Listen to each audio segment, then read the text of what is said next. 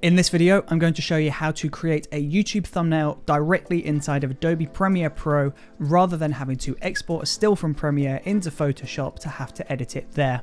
So let's get into it. So once you're inside of Adobe Premiere Pro and you've got your finished composition in front of you, this is the video that I want to create a thumbnail for. As you can see, this is a video of me talking about a green screen. So what I'm going to do is I'm first just going to find something that I want as the main image. So I'm just going to find a good screenshot of myself. Of course, it's always wise when you're filming YouTube videos to do a few poses at the end of each video. But if you didn't do this when you were filming and you're just trying to capture a half decent screen grab, then you just want to go through and try and find something that looks okay. But once you found something, there you go, that doesn't look terrible. We'll grab that. So we're just going to zoom in. We'll go C on the keyboard and we'll go one frame to the right, cut there, and we're just going to copy this. So we'll go Command C. And then I'm just going to move this all the way to the end of the composition. We'll zoom in, go Command V. That has pasted that onto a higher level. So it's gone up to here. We'll go right click. We'll go speed/duration and we'll go 1%. This is just to extend that screenshot over like so. So first of all, we're first going to begin by separating the subject from the background. So we're just going to duplicate this layer. There you go, like so. I did that by holding Option on the keyboard and dragging that up. Of course, though, you can always just copy and paste. We'll select that top layer and we'll go into our Free Draw Bezier tool. We'll zoom in to around 200%. And then you just want to draw a mask around the outside of your subject. So mine isn't going to be perfect. I'm just going to do a rush job just to show you the technique. Of course, on your own work, feel free to do a really neat mask around yourself. But there you go. Once you have completed your mask, you just want to turn off video layer 1. As you can see, this is the isolated subject. If you need to go in and add some feathering, or if you need to change the mask, then feel free to do so, but we're just going to turn on that original layer again. We'll drag our cropped version, our masked version of the subject up. We'll go into our project tab, go new item, black video, press OK, and we'll drag that black video onto video layer 2. So as you can see, our subject is now on a black video. Of course, so let's pull the opacity down just a little bit. So we'll pull it down to around here. So that's about 85, 86, 87%, somewhere around there.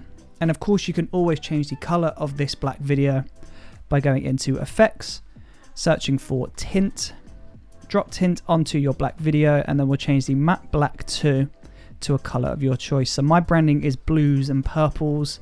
So we'll keep this like a purple color here. Press OK, and as you can see, that's going to add that purple background. And of course, you can always increase or decrease the opacity to find a specific effect that you're going for. I'm just going to change this to a dark purple just because I like that darker tone to separate the subject from the background. So I'll keep that around there. And now from here, I'm just going to create an outline around this subject. So I'm just going to make a copy of this layer. So we'll hold Option again, drag that up. We'll go to the layer below, so the layer that is now on 3. We'll go into Effects and search for Levels. Drop levels onto this layer, and then you just want to pull the white input level all the way down to around 0. We'll go back into the mask, pull the feathering down to 0, and then we'll just increase the scale of this. So we'll go 105. That is good. Of course, there are some hard edges because I just did a very rough mask, but yours should look a bit better. If it does look a bit jagged though, then feel free to add some feathering onto this just to smooth that out, or feel free to change the scale down. It's completely up to you. But once you're happy with the look of that, we can now go ahead and add some text. So we're just going to go into File, New Legacy Title. We'll press OK.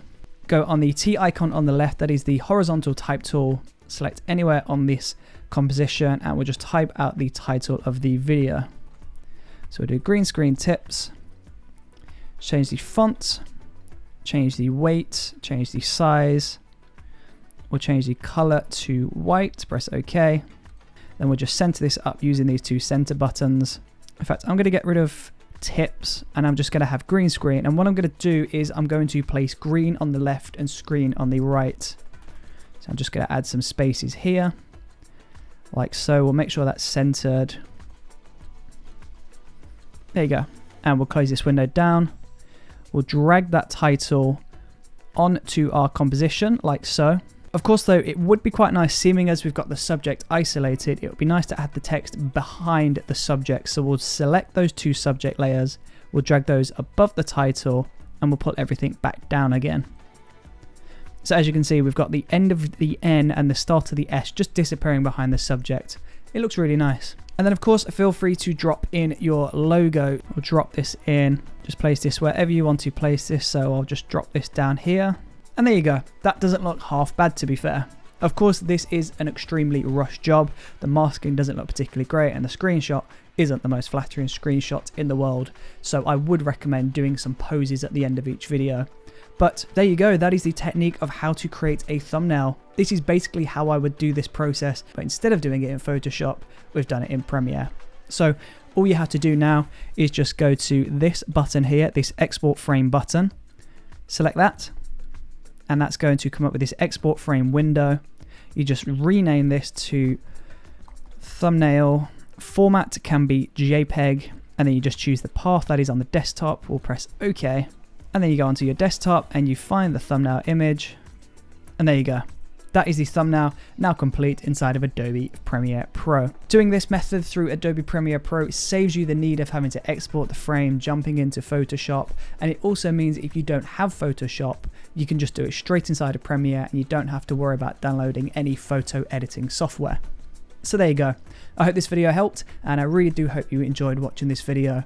Thank you for watching, and I will see you on the next video. See you there.